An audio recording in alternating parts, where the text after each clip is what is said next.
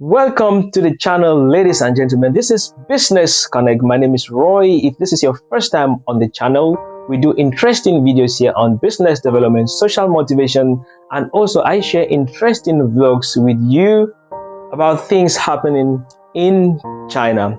In this video, we'll be talking about the September intake in most universities in China. What will really happen in the September intake in most universities in China? How are these universities preparing for their September intake, especially as concerns students who are out of China, students who cannot return to China because of the COVID-19 pandemic? How is China preparing to welcome back students who have been out of China for over one academic year? So if this is your first time on the channel, please consider hitting that subscription button. Join us on the channel not to miss our interesting videos.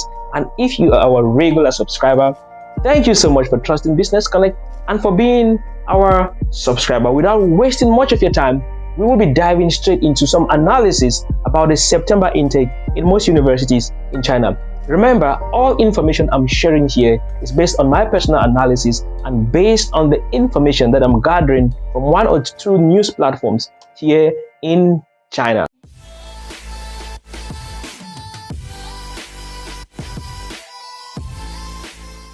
Welcome back. So just for your information, before I continue the video, for those of you who don't know much about Chinese university system, in China, the universities have two intakes, the spring intake and the autumn intake. The spring intake usually starts in September, while the autumn intake starts in March. So now, upon the time I'm making this video, it is May, and most universities are rounding up with graduation and preparing admissions for the spring intake, which will start in September. And those who are out of China, they continued attending online classes. So for them who are in China, they have no issues because they will continue in September having their classes. But for the students who are out of China, what is going to happen to them? And for new students who just got admission, who've never been to China, what will happen to them? In this video, we'll be answering a few questions and doing a few analysis about the September or the spring intake in most universities in China. So to continue, I'll be answering a few questions that I've received from some students who have watched my videos and who've been asking me about what will happen this September. Are they able to come to China this September? And the question I always give them is, it all depends. I made a whole video, if you've not watched my video, on the 4 things that will determine when international students will return to China. I'm going to drop the link to that video in the description box. So please, if you've not watched that video, take time to watch the 4 things that I said that will determine when students will return to China. And just now, one other question: are Chinese universities still granting admission to new students out of China? And the answer is a big yes. Admissions are currently going on in all universities in China for the spring intake, which will start of September. So if you're a student out of China who have never been to China and you still have that zeal, you still have that ambition, accept your admission, apply, accept your admission, and wait patiently for when students will be able to return to China. Some universities are already giving out JW202 forms and some have not started. The JW202 form is what you will take to the embassy to apply for your student X1 visa to enter China. And so these are already some signs. If some universities are giving JW202 forms already, it means that it is a great sign to show that there is hope. So for those who have never been to China, accept the admission offer and wait for your JW202 form. I know some students, maybe their JW202 forms have already expired, because I know the JW202 forms has, I think, up to 6 months from the date that you receive it. If you don't apply for the visa, it expires. But students who are in contact with their universities, I know most universities have contacted the students and they've told them to be patient because they will receive new JW202 forms.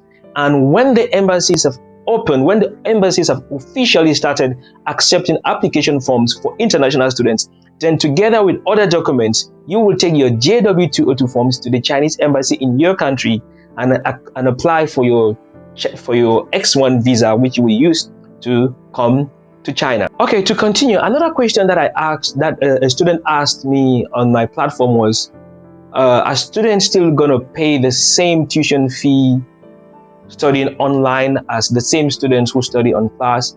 And this answer, I didn't really have a direct answer, because it depends on the university. Some universities will give or are giving a discount to students who are studying online, while some universities still charge the same amount of money that they pay as students who are studying in class. Because, running an online platform, universities are even going as far as developing new online platforms for students. And developing an online platform is not easy, because they are trying to improve the online programs every day, and sometimes it's even difficult and even more expensive to study online than to study in the classroom, because making it very convenient for the students, you need to develop sophisticated apps that will be able to transmit the information as if you were in the classroom. So some universities have not given any discount. They're still charging the same amount of fees, tuition, as students who are studying in the classroom. I don't know. Let us know in the comment section if you know any universities who are giving discounts or universities who have decided to charge the same amount. Let us know what you think in the comment section. Okay, so another very important information I would like to share with you on this video is what China is doing so far to speed up the vaccination process. Because, like I said, the outcome of the vaccination will be one of the major things that will determine when international students will return to China. Because once the whole country, or once the majority of the country is immunized already, it will give an opening for the Chinese government to decide when they can call back international students. And this will also depend on the vaccination out of China, not only within China. So far, they have developed another QR code. Before, we had just one green code. This green code will just track your movement to tell where you have been in the past 14 days. And this was to track down those who have traveled to risk areas to reduce the spread of the virus. Now, recently, in most cities in China, they're not only using the green code to track those who have been to risk zones, but now they've introduced a gold shield that will be implanted on the green code. That is, in the middle of the gold shield of the green code, you will find a gold shield. And this gold shield will indicate those who have been vaccinated. And I think having that gold shield might give you some privileges, like privileges of movement, privileges of economic activities, travel, and so on. This will encourage more and more people to go for the vaccine. And the more people who go for the vaccine, the more people who are vaccinated, this will make it even easier and easier for economic activities and academic activities to go back to normal.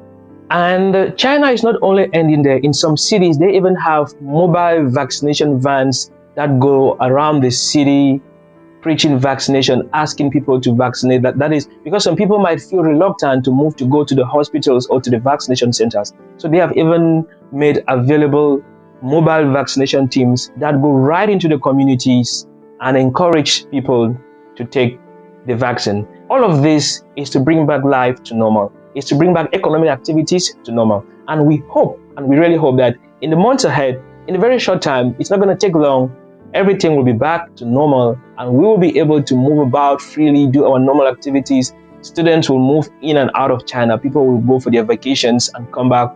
I know a lot of people who are even struggling to go back home, but just because they know that if they go out of China, they cannot come back in. I know people who are bereaved, who've lost their loved ones, people who are supposed to reunite with their family. I, for one, I was supposed to go home to meet my family after a long time. But just because I know if I go back home now, it's not going to be easy for me to come back to China. So I have to wait. So it's not only those who are out of China who are struggling to come back to China. Even us who are in China, we miss home, we miss our families so much, and people really need to go back to meet their families and to continue with their activities. So we hope that things get back to normal as soon as possible. Thank you so much for watching this video this far. This is all I gathered for you on this piece. I don't want to make this video too long. I don't want to make this video too lengthy. So if there is anything specific that you want us to talk about as far as international students are concerned in China, as far as studies in concern, or anything specific you want to know about China, please let us know in the comment section below, and I will do my best to bring up a video on that topic. Until now, it's Business Connect, and I'll see you in our next video. Peace out and bye-bye.